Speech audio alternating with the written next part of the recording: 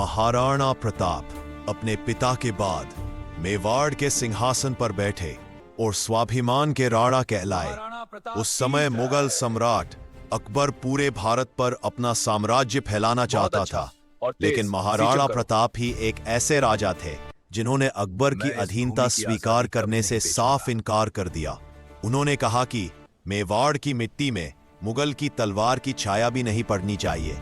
अकबर ने कई दूत भेजे जिनमें राजा मानस सिंह भी शामिल थे, लेकिन महाराणा प्रताप ने किसी भी कीमत पर अपनी आजादी से समझौता नहीं किया। इसके बाद 18 जून 1576 को हल्दी घाटी का ऐतिहासिक युद्ध हुआ, जो भारत के इतिहास में वीरता का प्रतीक बन गया।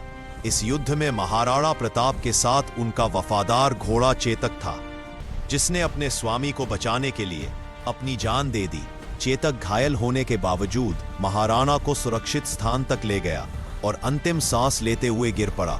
हल्दी घाटी का युद्ध भले ही और पहाड़ों में रहकर भी संघर्ष जारी रखा। वे अपने परिवार और सैनिकों के साथ कठिन जीवन जीते रहे, कभी फल फूल खाकर, कभी घास की रोटियां खाकर, लेकिन कभी झुके नहीं।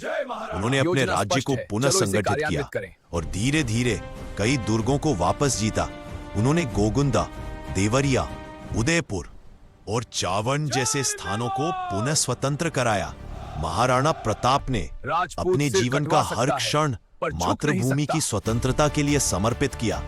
उनके पास भले ही धन नहीं था, परंतु उनकी वीरता और आत्मसम्मान आज भी करोड़ों भारतीयों के लिए प्रेरणा है।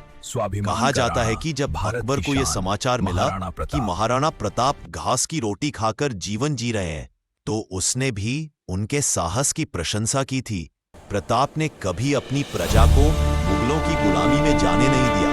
वे कहते थे, राजपूत सिर कटवा सकता है पर झुक नहीं सकता। यही उनका जीवन सिद्धांत था। मैं महाराणा प्रताप आप लोगों को कह रहा हूं, अगर हमारी वीर राजाओं की कहानियां सुननी है तो आप सब इस चैनल को सब्सक्राइब कर लो।